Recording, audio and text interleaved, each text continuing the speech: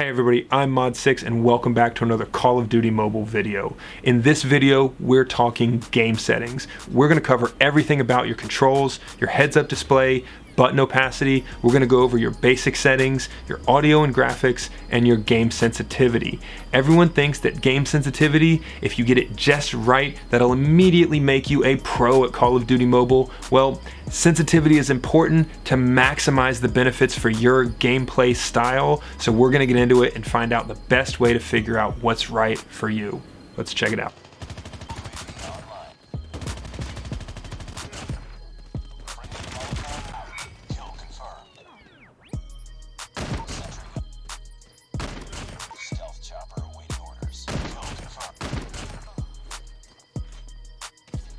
I'm gonna go ahead and do that.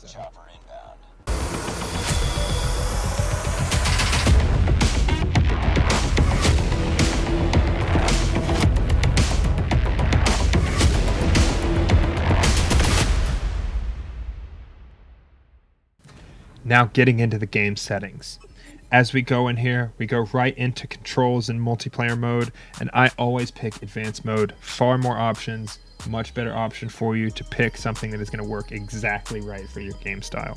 Going into the ADS customization, I hip fire shotguns and I ADS fire every other weapon system. And then in my custom layout, what you're going to notice is that I use my two pointer fingers as my firing and primary movement buttons. I only use the ADS firing button, so that is quite large on the screen. And then the knife button I have at a much higher opacity at 100%, so that when that comes up in the moment, I never miss it. Same thing with my bomb plant button, my weapons button if I need to pick up a weapon. I have those opacities a little bit higher just to make sure that I don't miss it, but with my crouch, jump, and prone, my reload, my movement, my primary firing button, you see those opacities much lower. Those never change, and I'm very used to their position. So I adjust these over time, but I drop the opacity down for those buttons that I'm very comfortable with the position and I have that muscle memory, just so that while I'm playing they're as out of the way as possible. You'll notice I have my mini map right here in the middle. That is just to experiment with position, opacity, and size, so that I really get the best feel for map awareness and where everyone is around me using that mini map. I've moved it over to the center of the screen and I enjoy that so far. With my playing position on my fingers, I put my pinkies on the side of my iPad. I put the heel of my palm down in the bottom corners of the iPad, and I hover my fingers over the screen. I play flat on a table, and you'll notice that there's two distinct playing styles for most people. They'll either hold the device or play flat on the table. Larger devices tend to be more likely to be flat on the table versus held. Phones, in most cases, I think, are held, especially if people are playing thumbs only. With my pointer fingers as primary control and shooting, I have all of these other buttons across the bottom: crouch, jump, prone, score streaks, weapons, operator skill, grenade, bomb plant, and my aim button all across the bottom for thumbs, whereas my middle finger on my left hand is my dedicated reload button. My middle finger on my right hand is my dedicated knifing button, and I'll pull up some of these menus with that middle finger on the right hand as well. That really covers it for my heads-up display. This is something that you should be tinkering with endlessly until everything is in the right position for you to maximize your gameplay and for it to feel completely intuitive for you while you play. As we go out of this mode and into the basic controls, I'm going to go down each one of these and I'll explain my reasoning for having the controls set the way that they are. Aim assist as a control is set so that if you're missing, the game will auto adjust your aim slightly over so that you hit the enemy. This aim assist mode, in my opinion, is really for people who just downloaded the game to make sure that they don't miss all of their shots and get frustrated in the first round that they play, so that it makes it more likely for people to have fun, be a little bit good at the game right when they start, and increase the likelihood they continue playing and maybe spend money. That's obviously in the best interest of the game developers. For me, I don't want anything affecting my aim except my precise control over my aiming and firing, so I have aim assist turned off. I have quick run from prone turned on and fixed R fire button. Now, the right fire button is the ADS firing button. I have that button fixed so that I always know where it is and I'm consistent when I tap. But the other buttons, those I have unchecked just because of the way those buttons function, move, whether they're fixed or not. I found that fixed joystick, I was missing movement inputs more often than when I have an unfixed joystick or that setting unchecked. Joystick auto sprint and quick run from prone are absolute key settings for me to be able to move quickly and react quickly in any setting. Fast throw grenade I have turned off specifically because I like to aim those very carefully and put those grenades exactly where I want. You'll see most people have that fast throw grenade turned off at high levels. Hide prone button, hold, crouch to prone, I think is key for drop shotting, especially with an iPad screen. I have the opportunity to have that button on there. Add drop shotting to my repertoire of movement skills, increase my likelihood of winning gunfights with those. I absolutely will have that unchecked so I get my prone button. Moving down to ADS, I have tap to ADS set. That's my preference. I think tap to ADS is the way to go when it comes to very quickly getting those sights up and consistently having the same feel while you play. Display the left fire button I have turned on right now, but I'll probably be turning that off because I almost never use that button. For sliding while running, tap, crouch while sprinting is the way to go. One quick tap and you're sliding, another quick tap to jump. That's my preferred method for entering doors, rounding corners, is the slide jump. That way when you jump, you still have your slide movement and momentum with a big advantage for super fast movement speed. That's for another video, but that's why I have that tap, crouch while sprinting for slide. Moving down, always sprint I have turned off, and I am not a gyroscope player. Always sprint doesn't give me as many movement options, and then gyroscope is just a totally different way of controlling the game that I don't use. So for audio and graphics, what you'll notice here under graphics is I have medium and then high frame rate. When it comes to gameplay, and in my opinion, when it comes to streaming, that high frame rate is absolutely priority.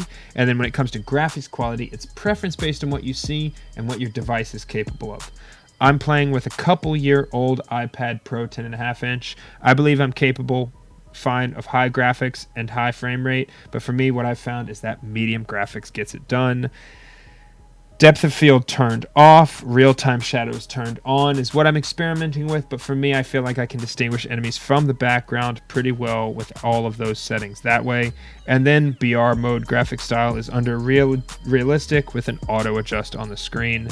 Those are my settings. I'm probably going to turn my screen auto adjust off just so that I have more settings to play with here in the near future.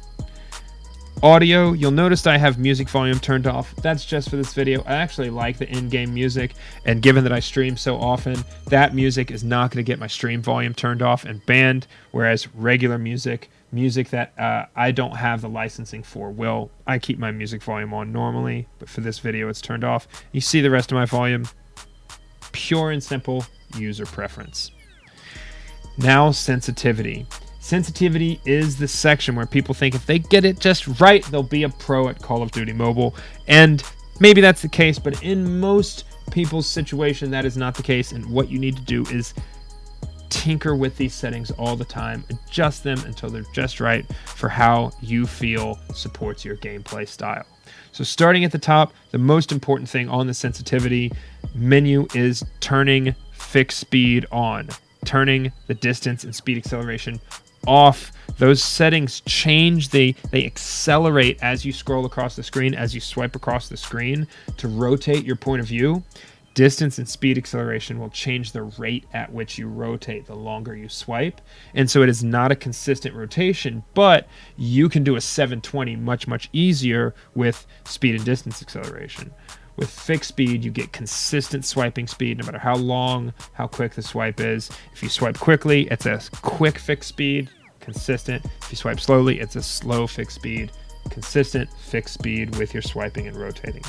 Sensitivity switch, that's the switch between regular camera sensitivity and your firing sensitivity when you're opening ADS. I have it while opening, after ADS animation ends, or gradually while ADSing are your other options. It's going to be a personal preference.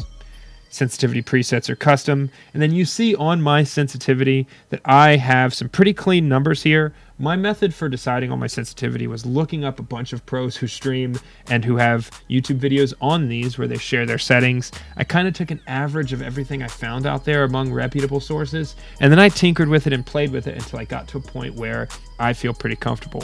This is not the final result when it comes to my sensitivity. You'll see my numbers for camera sensitivity from top to bottom are 75, 120, 110, and 70. My numbers for firing sensitivity from top to bottom are 70, 120, 110, and 70. These are numbers I'll be playing with continuously, but they're in a pretty comfortable spot for me right now. Again, at the bottom, I'm not a gyroscope player, so we won't cover those. When it comes to sensitivity, it's all about experimentation and finding what's right for you. Now, these are my settings.